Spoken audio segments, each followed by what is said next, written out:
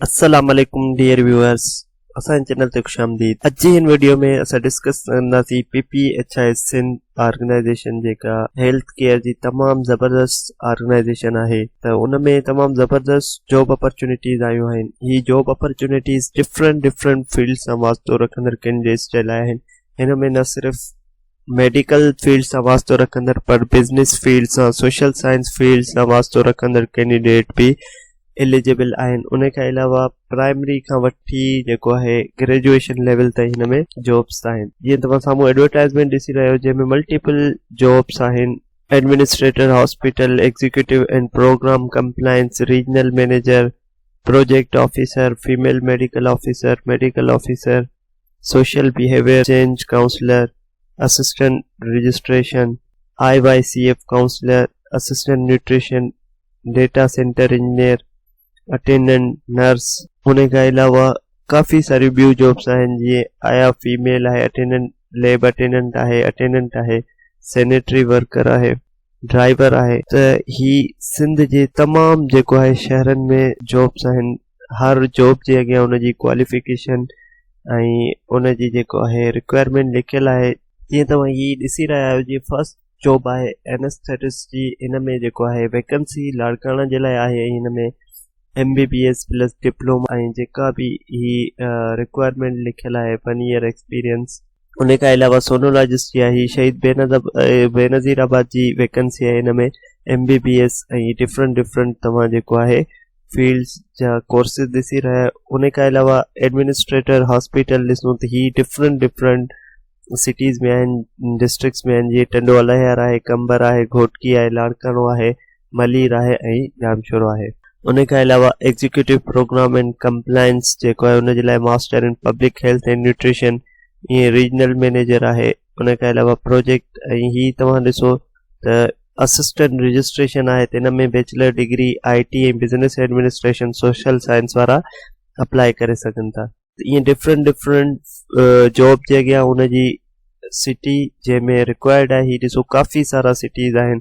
जीअं assistant registration आहे, त हिन में घोटकी, कश्मीर, मीरपुर ख़ास, मटियारी, नौशरो फिरोज़ ऐं केतिरा ई सिटीज़ सिंध जा शामिल आहिनि। त उमेद था कयूं त ही तव्हांखे इंफॉर्मेशन मिली हूंदी। त PPHI सिंध में जेको आहे नयूं जॉब अपॉर्चुनिटीज़ आयूं आहिनि ऐं हिन में अप्लाई कीअं करिणो आहे। रजिस्ट्रेशन जे लाइ तव्हां 31 जनवरी 2025 में पहिरियां जेको ऑनलाइन जॉब पोर्टल आहे PPHI जो, उन ते अप्लाई कंदासीं। बिफोर क्लोजिंग डेट तव्हांखे जेको आहे जॉब पोर्टल ते अप्लाई करिणो आहे, जेका आहे 31 जनवरी। ऐं जेको पोर्टल आहे उनजो URL ही तव्हांखे नज़र अची रहियो, PPHI.org/career/current job PHIP। हाणे असां हलूं था ब्राउज़र ते, ॾिसूं था त इहो URL तव्हांखे कीअं सर्च करिणो आहे। जीअं असां हिते गूगल ते ईंदासीं त असां फॉर सपोज सिंपली लिखूं PPHI जॉब्स ई तव्हां लिखंदव त तव्हांखे ही फर्स्ट जेको अची रहियो आहे PPHI Sindh jobs PPHI Sindh. इन ते जीअं तव्हां क्लिक कंदा त ही ॾिसो सॼो तव्हां वटि इंफॉर्मेशन अची वेंदी।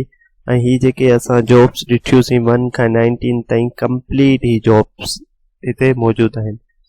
तव्हां जंहिं बि जॉब जे लाइ एलिजिबल आहियो, तव्हां उन ते जस्ट उन जे अॻियां ही जेको ग्रीन बटन अची रहियो आहे, इन ते अप्लाई ऑनलाइन ते क्लिक कंदा। जीअं तव्हां अप्लाई ऑनलाइन ते क्लिक कंदा त तव्हां खां पहिरियां पुछंदो तव्हां छा ऑलरेडी हिन पोर्टल ते रजिस्टर आहियो।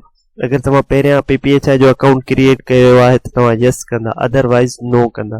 त ही ॾिसो ही फॉर्म खुली ईंदो ऐं हिन में तव्हां सभिनी खां पहिरियां पंहिंजी रजिस्ट्रेशन कराईंदा, जंहिंमें तव्हां पंहिंजो फर्स्ट नेम, CNIC, लास्ट नेम, ईमेल एड्रेस, पासवर्ड ऐं तव्हां कंफर्म पासवर्ड कंदा।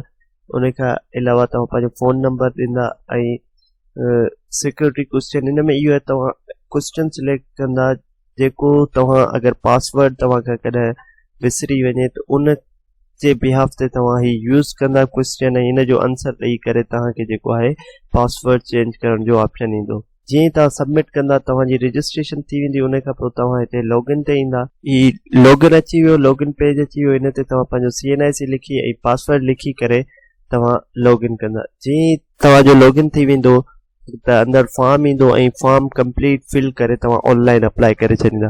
उम्मीद था कि तव्हांखे इन्फॉर्मेशन मिली वेंदी त PPHIS सिंध पारां तमामु ज़बरदस्त जॉब अपॉर्चुनिटीज़ आयूं आहिनि। मज़ीद इंफॉर्मेटिव वीडियोज़ जे लाइ असांजे चैनल खे लाइक कयो, सब्सक्राइब कयो त जीअं असांजी ईंदड़ हर नई वीडियो वहां ताईं पहुची सघे। अल्लाह हाफ़िज़।